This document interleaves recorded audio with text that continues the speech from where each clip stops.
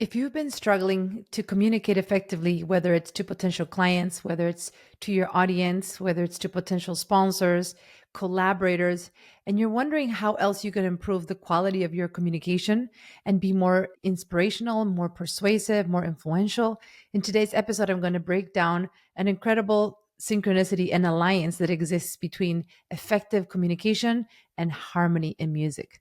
Let's dive in.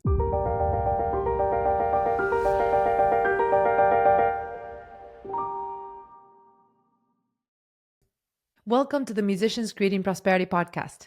I'm your host, Dr. Fabiana Claure. And in today's episode, we're going to talk about the relationship between harmony in music and understanding the nuances of the tension and release that harmonic language can create, and how to transfer that into your effective communication skills and helping you improve your skills in not only communicating the value of what you do, but helping people understand why it is important. So let's talk about this for a minute. In music, we have a paradigm called dominant-tonic, meaning there's a tension that is created through a specific harmonic language that is based on creating this dissonance, this tension through the dominant harmonies. And then there's a resolution that energetically feels like a conclusion that comes after that tension, and that is the tonic harmonies. That is what's referred to ultimately as the cadence, right? It's like having that moment of breakdown before the breakthrough. It's the analogy of life. Sometimes our toughest moments are the doors that open up our greatest epiphanies and breakthroughs and transformations. But without having gone through that initial tension, we would have never achieved that moment of realization or aha or breakthrough or change that we would have perhaps never taken. So life is full of ups and downs, tension and release. And when it comes to improving our communication skills, the reason why I'm connecting that with influence and persuasion is because oftentimes what I notice is that when it comes to sharing what we do and the value and trying to help people understand it, we understand the subject matter so well that we assume people do too. And therefore, we jump straight into the tonic harmony of the conversation, meaning we jump straight into telling people the great value of our solution and trying to highlight the benefits and the features of the tonic, the solution, the thing that we're providing as a result of a need that we've identified. And in reality, most people that you're creating this conversation with, that you're explaining this, whether they are aware of your industry, whether they understand the background of where you're coming from or not, they need to hear some context from you. They need you to create almost like setting the stage for you to introduce that product or service or thing that you want to bring to their attention. You need to set the stage. You need to be able to explain why that is important, where the reasoning is coming from that is motivating you to create this service, this product, this thing. And why are you now in this moment of offering this thing? Whether it's a new way of reinventing yourself as a musician, as an educator, maybe you're trying to reinvent your business, reinvent the way you work, create an online program, or maybe evolve the business you've been doing before. No matter what type of breakthrough you're trying to create, an epiphany and awareness around what you do, if you go straight to the tonic, meaning you jump straight into the solution and you don't give people enough context into the dominant, meaning the reasons why they need to know that, then you will not be effective in getting the right response and appreciation and validation. And you're going to think, and I see this all the time, that people don't want what you have to offer. You may come to this conclusion of like, man, I don't know why people are not responding. Is this not needed? Maybe you start feeling doubt in your value and in what you have to offer. And you start coming up with all these assumptions and conclusions that are erroneous, that are fundamentally flawed, because it's not that people don't value what you have to offer. It's not that people don't care. It's simply that the way you are explaining what you do is not giving them the proper context to appreciate the solution you're providing. I was just having a conversation today with a potential client who wants to join my program, and he's really excited about working with me. And he is planning on raising the funds through some outside sponsors and potential, collaborators and investors that he believes can support him in investing in himself and investing in his knowledge and getting what he needs to grow his business and to scale what he's been doing. He was sharing with me the desire and intent of like pitching this, right, to potential sponsors and seeing what would happen. And I coached him a little on it. I said, would you like me to give you some strategies on how you could be effective in pitching this, right? And believe me, this is something I've had to learn over the years. I did not have this. First time I created any sort of pitch to introduce my idea, which my very first business idea was my music academy back in 2011 when I started my first business. And I actually went into a business plan competition, an elevator pitch competition. That was my very first competition. And I actually pitched like a 60-second little elevator pitch in front of some judges. And I remember feeling so nervous. I had played the week prior a 1 hour doctoral recital with over 60 minutes of memorized music. And I don't think I was nearly as nervous as delivering that 60-second elevator pitch in the School of Business at the University of Miami in front of all these business people. I felt so out of my element because me coming from the practice room, being in just the School of Music, just being a musician, it just felt such a leap, right? But it taught me a lot. And then from there, we did an actual full business plan competition, and we had to submit a written business plan. And then I had to pitch again, and I had to present now for other judges, and they challenged me, and there were questions and answers, and I had to kind of defend my argument and make the case for what I was proposing, which was to get the support we were looking for to launch our brick and mortar music school back then. And so I had to learn a lot of just the art of sharing and pitching without really knowing this that I'm sharing in this podcast. I realized the similarities that it has with harmonic language and with Dominant-Tonic after just trying to decipher what was it that allowed me to enter and have this type of positive experience in these competitions. We ended up getting very, well recognized. We got like second prize, best written business plan. I even got the best entrepreneurial spirit award. I mean, it was a very positive experience, even though it was really scary after the fact, but it was a great learning experience, right? And so as the years went by and I ended up doing other things and just having to constantly be pitching, right? And sharing my perspective, whether it was about building my business, later on sharing with potential parents and students how to enroll in my school once I had my business. Eventually, later on, I got a job where I had to kind of make the case for what I was going to create in that university. And then I built an online business. Like at each stage in my career, I've had to learn how to communicate and understand what helps people value you, right? And so I keep coming to this similarity between music and business and effective influence and communication and leadership. In this conversation I had, kind of circling back to what I was sharing earlier, this prospective client of mine, I asked him, would you like to practice? How are you going to share this idea with your sponsor, right? And he jumped straight into it.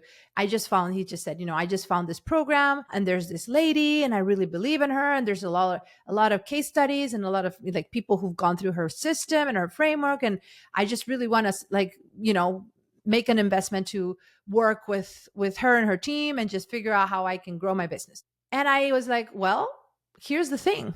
You're jumping straight into the tonic. You're just trying to make the case for this potential sponsor who doesn't know why you're wanting to make this investment, doesn't understand the challenges you're facing right now as a musician. Even if you may have shared with this person in the past casually, that you were struggling or you were perhaps feeling frustrated, if you are going to make the case for what you want and trying to explain to someone, present the value, you need to first create the dominant and you need to share that context for why you want to make this decision, why you want to make this investment, why you want to work with me. Hey, quick pause here. If you are a musician, music educator, or creative entrepreneur who's built a successful business, I need to ask you something. Do you feel trapped by your own success? Maybe you have steady clients, consistent revenue, maybe even a team, but you're working more hours than ever. You can't take time off because everything depends on you. You've become the bottleneck in your own operation. Sound familiar? Here's the truth. You're not failing, you're just succeeding without the right systems. The skills that got you here aren't the same ones that you need to scale. I know because I've been there. I founded my music academy in 2011, and by 2016, I had built the systems to manage it completely remotely on autopilot. That success led to my online business, which replaced my university salary and gave me the freedom to build a lifestyle business on my own terms. I've also helped countless musicians around the world do the exact same thing, win back their time while exponentially scaling their income on their own terms.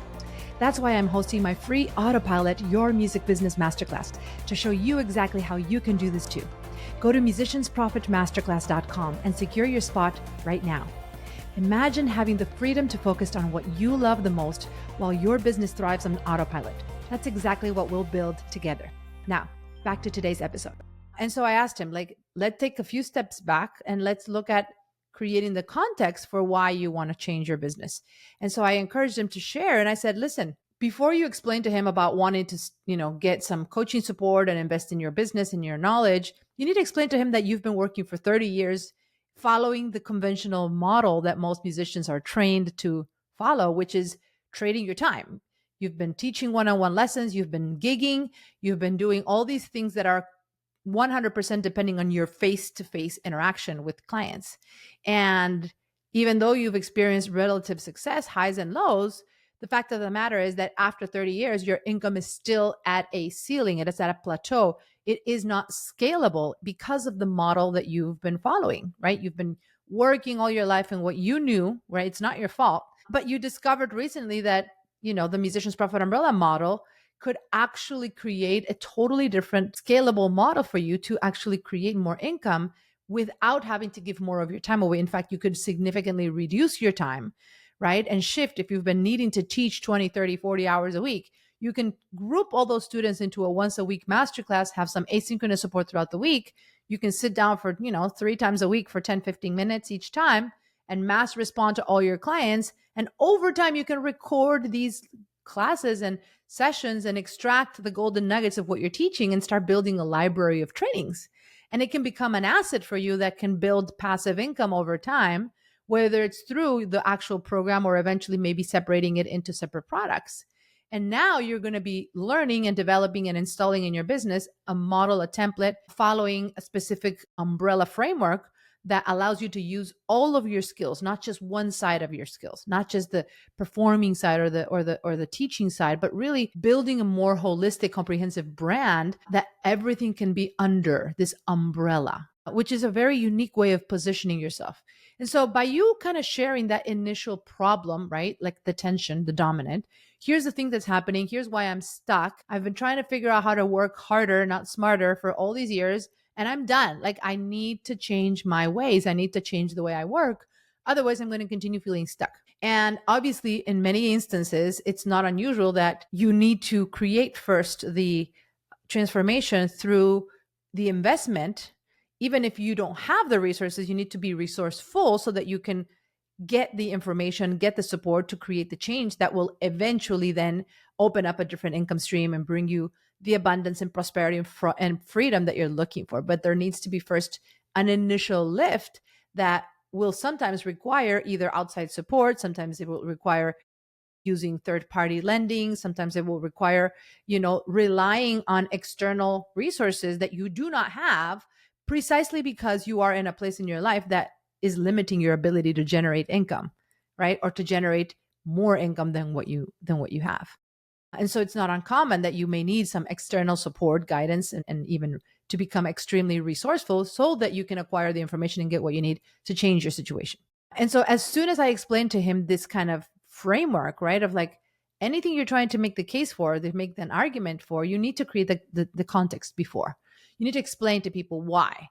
Why are you wanting to make this change? Whatever that is, whether it's starting your business, whether it's creating a change in the way you work with your students. I do the same thing with my clients. All the time, they have to make these shifts. Many of them come in and they've got very full studios, sometimes waiting lists. And, one of the things I help them do is show them how they can create a gentle transition from their existing students into this type of more leveraged online group model.